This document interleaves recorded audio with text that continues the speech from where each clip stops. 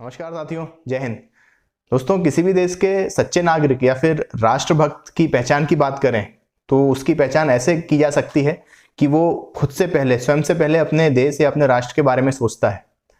इसी प्रकार दोस्तों, किसी भी देश की बेहतरीन कंपनी वही होती है जो अपने फायदे से पहले देश के फायदे के बारे में सोचे और काम करे।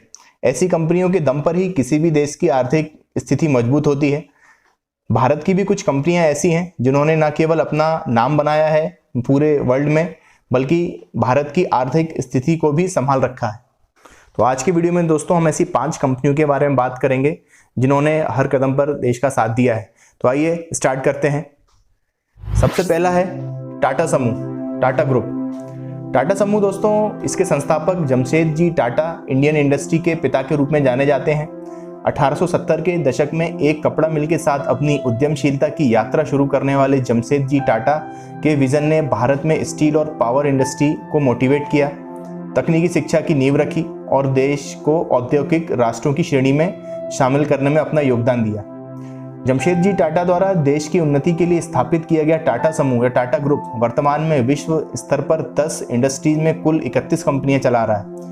जमशेद टाटा सिर्फ एक उद्यमी नहीं थे जिन्होंने भारत को औद्योगिक देशों की लीग में जगह बनाने में मदद की, बल्कि वे एक देशभक्त और मानवतावादी व्यक्ति थे जिनके आदर्शों और विजन ने एक असाधारण व्यापारिक समूह को आकार दिया।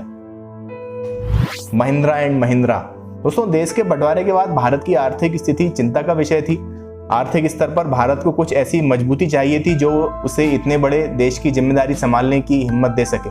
इसी बीच दो भाइयों ने देश की आर्थिक स्थिति को मजबूती देने में अपना योगदान दिया है। ये दो भाई थे जगदीश चंद्र महिंद्रा और कैलाश चंद्र महिंद्रा। इन दोनों भाइयों ने 1945 में मलिक गुलाम मोहम्मद के साथ मिलकर महिंद्रा एंड मोहम्मद कंपनी की शुरुआत की थी। दोनों का सपना था इस कंपनी को एक बेहतरीन स्टील कंपनी बनाकर देश को मजबूत करने का।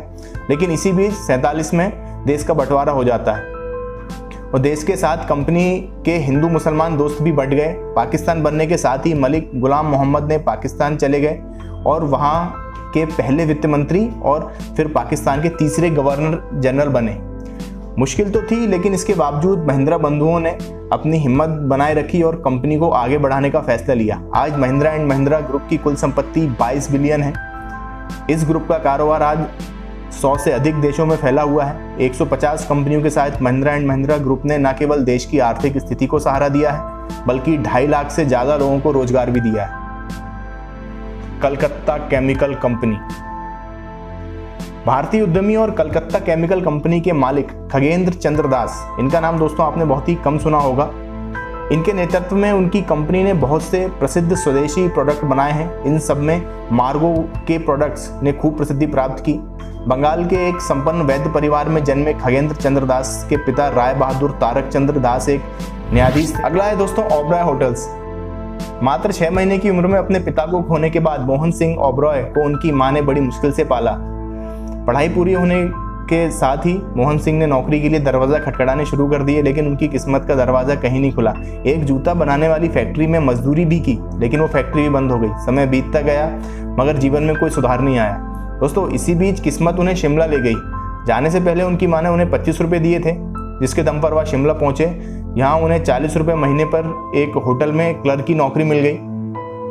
अगस्त 1935 को मोहन सिंह ने उसी होटल को 25,000 रुपये में खरीद लिया जहां वो नौकरी करते थे। इसके बाद तो उन्हें ऐसी रफ्तार पकड़ी कि अपनी मौत से पहले अरबों का होटल साम्राज्य खड़ा कर गए। इस तरह मोहन सिंह ओबरॉय ने भारत के सबसे बड़े होटल उद्योग ओबरॉय होटल्स की नींव रखी।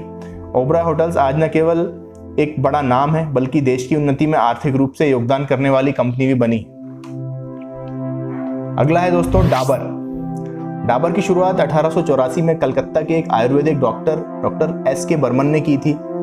देश जब हैजा और मलेरिया जैसी बीमारियों के आगे पस्त हो रहा था, उस दौर में उन्होंने आयुर्वेदिक की मदद से इन रोगों में कारगर साबित होने वाली दवाइयां बनाई। जिसके बाद 1884 में ही डॉक्टर वर्मन ने आयुर्वेदिक हेल्थ केयर प्रोडक्ट बनाने की शुरुआत की। दरअसल उनकी ये शुरुआत ही डाबर जैसे हेल्थ केयर बिजनेस की नींव थी। डॉक्टर वर्मन अपने नाम से डॉक्टर का डा और वर्मन का बर लेकर इस ब्रांड को नया नाम दिया। दोस्तों, हम डॉक्टर साहब कहाँ जानते थे कि उनके द्वारा रखा गया ये नाम एक दिन पूरे देश में ही नहीं बल्कि पूरी दुनिया में अपना नाम करेगा। हाथ से ही जड़ी बूटियां कूट कर अपने उत्पाद बनाने वाले डॉक्टर वर्मन ने प्रोडक्ट 1896 तक इतने लोकप्रिय कर दिए कि उन्हें एक फैक्ट्री लगानी पड़ गई। डाबर धीरे धीरे सफलता की ऊंचाइयां छूने की तरफ बढ़ रहा था, लेकिन उन्हीं दिनों 1907 में डॉक्टर बर्मन डाबर को अपनी अगली पीढ़ी के हाथों में सौंपकर हमेशा के लिए दुनिया से चले गए। कलकत्ता की तंग गलियों में शुरू हुआ डाबर का सफर 1972 में दिल्ली के साहिबाबाद की विशाल फैक्ट्री, रिसर्च और डेवलपमेंट सेंटर तक पहुंच चुका था।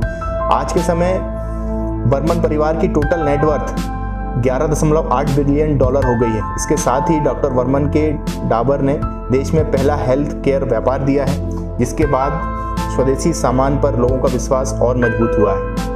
दोस्तों, आप सोच रहे होंगे कि मैंने कुछ बहुत बड़ी कंपनियों का नाम छोड़ दिया इनमें, लेकिन वो नाम छोड़े नहीं है। मैंने आपको 5 ऐसी कंपनियां बताई हैं जो अभी से नहीं, उस समय से देश के लिए कार्य कर रही हैं, जब देश बहुत गरीब था, आज़ादी नहीं थी, परितंत्र थे हम लोग, तब से देश हित में कार्य कर रही हैं और आज तक काम कर रही हैं। इसके अलावा भी बहुत बड़ी बड़ी कंपनियां हैं, आप जानते हैं, मैं नाम नहीं लूँगा, जो काम कर रही हैं, अपने लिए भी काम कर रही हैं और इनडायरेक्टली या डायरेक्टली देश के लिए भी कहीं ना कहीं वो फायदा पहुंचा रही हैं। बाकी ये मेरा अपना मत है, आपका मत अलग हो सकता है। आपका मत क्या है वो आप कमेंट बॉक्स में लिख के बताइए।